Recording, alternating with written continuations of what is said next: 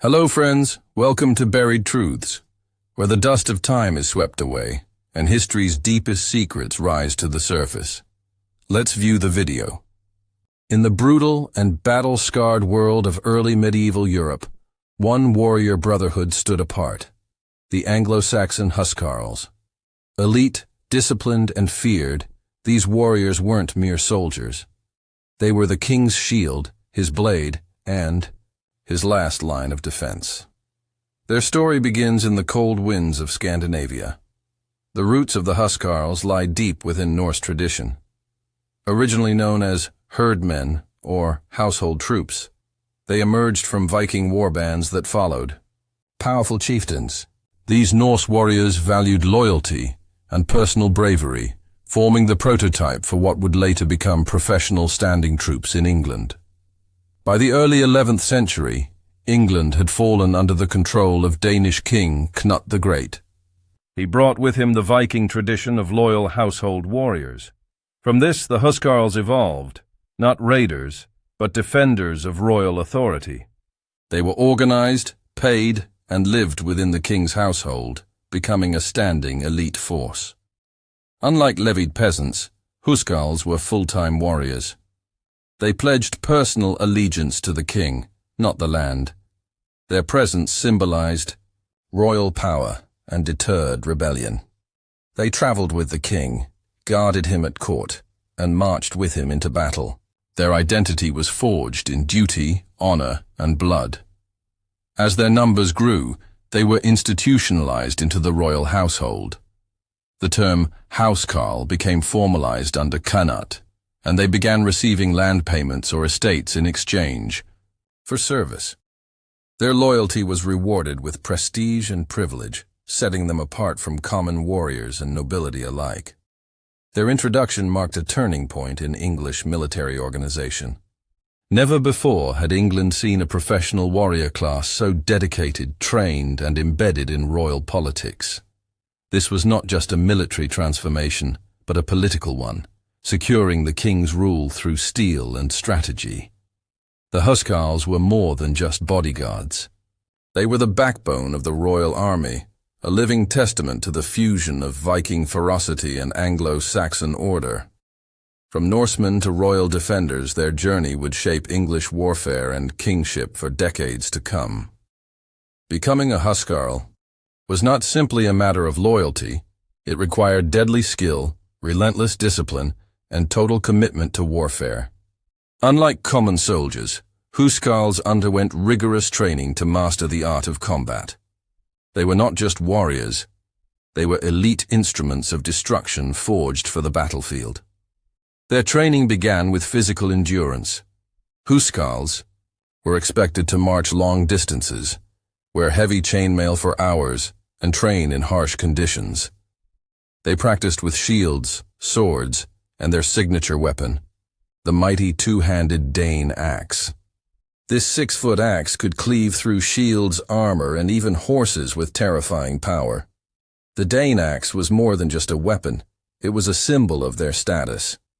Only the strongest and most skilled warriors could wield it effectively. Training involved mastering both offense and defense, often with live drills. Huscarls could swing the axe with brutal precision or use it to hook and disarm enemies. They were also experts in shield techniques. In battle, they held tight shield formations, creating nearly impenetrable walls. Each Huscarl was trained to fight in coordination with comrades, making them dangerous not just individually, but as a collective force. Their unity on the battlefield was one of their greatest strengths. Armor played a critical role. Most Huscarls wore chainmail hauberks, conical helmets with nose guards, and carried round or kite-shaped shields. This gear balanced mobility and protection. Their appearance alone, towering figures in mail with axes glinting, could demoralize lesser troops before a single blow was struck. Training extended beyond weapons. Huscarls were taught battlefield signals, formations, and tactics. They learned to obey commands without hesitation and never break rank. Drilled constantly, they could transition from guard duty to full combat mode in moments, a rare trait in early medieval warfare. This relentless preparation made the Huscarls more than soldiers. They were a professional warrior class, feared across Europe. In every clash, every shield wall, their discipline and deadly precision turned chaos into order and fear into victory. The axe was their edge, but training was the grindstone that kept it sharp. Behind the fearsome weapons and battlefield glory, the life of a Huscarl was one of strict discipline, unwavering loyalty, and deep personal honor.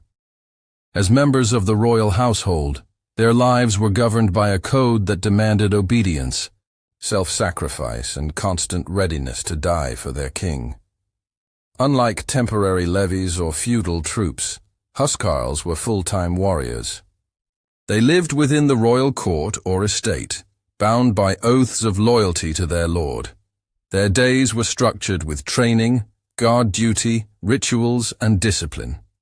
Every moment reinforced their identity as defenders of the crown. They answered directly to the king or his appointed commanders, bypassing traditional noble hierarchies. This closeness to royal power gave them status, but also demanded complete trustworthiness. A Huscarl's betrayal was unthinkable. It was considered both treason and blasphemy, punished by death without trial. Honor played a central role in their service. Cowardice in battle or disobedience was not only shameful, but a disgrace upon one's name and family. Conversely, dying in battle for one's king was the highest honor. Tales of fallen Huscarls were sung in mead halls to inspire others. Rewards for service came in many forms: gold, land grants, weapons, and even estates. Many Huscarls became minor lords themselves, though they remained bound by their oath. These rewards strengthened their loyalty and allowed them to live in comfort, reinforcing the idea that devotion brought both honor and prosperity. Their presence also served as a symbol. Wherever a Huscarl stood, at a feast, a judgment, or on the battlefield, he represented the king's will and justice. They often acted as royal messengers, tax enforcers, or bodyguards. Their authority was backed not by title, but by steel and reputation. In a world of shifting loyalties and ruthless ambition, the Huscarls' devotion to king and code stood like stone. Discipline ruled their lives, honor lit their path, and loyalty bound them together as brothers in arms. It was this inner fire, more than armor or axe, that made them legendary. When the cry of war echoed across the fields, the Huscarls responded with precision and power. They weren't just strong, they were strategic. On the battlefield, their value was measured not just in strength, but in coordination, timing, and the terrifying effectiveness of the Shieldwall formation. The Shieldwall was the cornerstone of Anglo-Saxon tactics. Huscarls formed the front line, locking shields edge to edge, creating an iron wall that was nearly impossible to penetrate. Their discipline held the line firm even under the heaviest assault. Behind this wall stood not just men, but trained killers. Within this wall, the Huscarls wielded their long Dane axes with brutal finesse. The axe was often used overhand, swinging above the shield line to crash down on enemy heads and shoulders. Its reach allowed them to strike from behind the protection of the shield wall, combining defense with deadly offense. Their coordination was unmatched. Each Huscarl knew his position, his role, and his movement. When ordered, they could open gaps in the shield wall to let cavalry or archers through, then close ranks again with perfect timing. This level of discipline made them invaluable in both offense and defense. They often held the center of the line, where the fighting was thickest. Their goal was to break enemy morale by showing no weakness. In retreat, they served as rearguard, sacrificing themselves to cover the withdrawal. A broken shield wall meant death, so they fought with unshakable resolve. Tactics extended beyond formations. Huscarls learned to read the terrain, anticipate enemy moves, and adapt to changing battle conditions. Whether on flat fields, forests, or hillsides, they held the advantage through experience and relentless training. Their battlefield presence alone could sway the course of a fight. Victory wasn't always about numbers, it was about control. The Huscarls brought that control to chaos. When others wavered, they stood firm. When the line buckled, they held. With each synchronized axe swing and thunderous advance, they carved their legacy into the blood-soaked earth of England. The rise of the Anglo-Saxon Huscarls to national prominence is inseparable from the reign of King Edward the Confessor. During his rule from 1042 to 1066, the Huscarls evolved from elite warriors into a vital institution, forming the backbone of royal authority and national defense in a time of political fragility. Edward, a pious and diplomatic ruler, had little military experience himself. To secure his throne and maintain order, he relied heavily on the loyalty and strength of the Huscarls. They were not just his bodyguards, they were his enforcers, protectors, and most trusted warriors across the realm. Under Edward, the Huscarls were officially institutionalized as a standing force. They guarded royal palaces, escorted nobles, and accompanied the king during tours and religious pilgrimages. Wherever the monarch went, the Huscarls followed, an ever-present wall of steel defending both his person and prestige. Their influence extended beyond battlefields. Many Huscarls held administrative positions, collecting taxes and enforcing royal justice in shires and villages. Edward's trust in them often outweighed his trust in the earls, further elevating their importance in the Anglo-Saxon political structure. The era also saw greater integration between Anglo-Saxon and Danish traditions. Edward maintained a cosmopolitan court, and many of his Huscarls were of Danish descent. The fusion of Norse martial customs with English governance gave the Huscarls a distinct identity, loyal to England, yet forged by Viking blood. One of the most famous royal residences, Westminster, was constantly under Huscarl protection. There, they patrolled the halls, trained in nearby fields, and stood silent sentinel at ceremonies. Their disciplined presence reminded allies and rivals alike of the king's strength, even when he sat silent in prayer. By the end of Edward's reign, the Huscarls had become more than warriors. They were an elite institution. Their loyalty to the crown set the stage for their fateful role in the succession crisis that followed his death. With Edward gone, their axes would soon be called to decide England's fate. On October 14, 1066, the Huscarls faced their greatest test and their final stand at the Battle of Hastings. Standing atop Senlac Hill with King Harold Godwinson, they prepared to defend England from William of Normandy's invading army. This would be the battlefield where their loyalty, skill, and honor would shine and perish. The Huscarls formed the heart of Harold's army, anchoring the mighty Shieldwall at the front lines. Their discipline was unmatched, their formation near impenetrable. From dawn till dusk, they absorbed charge after charge. Norman cavalry, archers, and infantry all failed to break their iron line for hours. Swinging their great two-handed axes, the Huscarls brought down knights and horses alike. Many of William's elite cavalry were hacked down trying to breach the wall. Time and again, Norman attacks were repelled, the Huscarls standing shoulder to shoulder, unmoved like a wall of stone. But the tide turned with Norman trickery. Feigned retreats lured parts of the English line into pursuit, thinning the once solid defense. With each charge, the shield wall weakened and gaps formed. Still, the Huscarls held the center, refusing to retreat even as the hill ran red with English blood. King Harold fought among them, surrounded by his personal guard, loyal Huscarls to the very end. When he fell, likely struck by an arrow to the eye, the remaining Huscarls formed a final ring around his body. They fought on, even as the rest of the army broke and fled. One by one, the Huscarls died where they stood. They didn't run. They didn't surrender. They swung their axes until the last breath, defending the body of their king.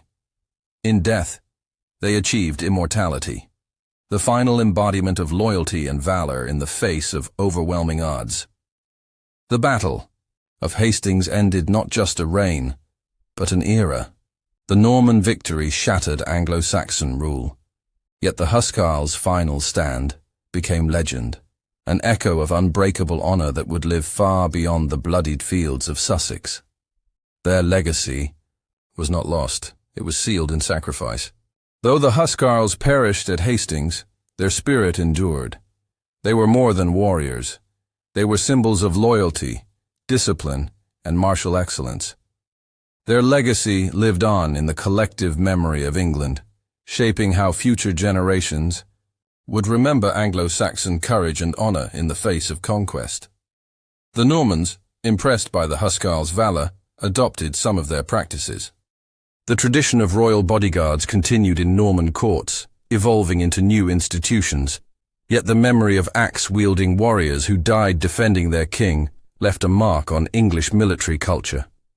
Their story inspired ballads, chronicles, and oral tales passed through generations. Monks and scribes preserved their bravery in texts like the Anglo-Saxon Chronicle. While often written by victors, even Norman accounts respected the Huscarls' final stand as a model of heroism and undying loyalty. In time, the concept of the professional warrior, disciplined, elite, and loyal, reappeared in different forms. The Huscarls laid the foundation for later knightly orders and royal guards. Their disciplined tactics and unwavering resolve became a standard others sought to match, even in changing political landscapes. Modern historians view the Huscarls not just as soldiers, but as the embodiment of a fading world. They represented the last line of true Anglo-Saxon resistance, a warrior class that fought not for conquest, but for duty, identity, and a way of life on the brink of extinction. Today, reenactments, literature, and documentaries revive their story. Museums house their weapons and armor. The image of the axe-bearing Huscarl, standing firm in defense of his homeland, continues to evoke admiration. Their name still echoes when discussing medieval warfare and royal defense. The Huscarls remind us that true legacy is not measured in victory, but in how one fights to the end. Their sacrifice did not save a kingdom, but it preserved a legend. In every tale of unyielding loyalty, the Huscarls live on, etched into the soul of England's history. If you're passionate about uncovering the forgotten stories of our past, make sure to hit that subscribe button and turn on the notification bell. Don't forget to like the video if you're enjoying the journey so far. And stay tuned because there's so much more history waiting to be unearthed, right here on Buried Truths.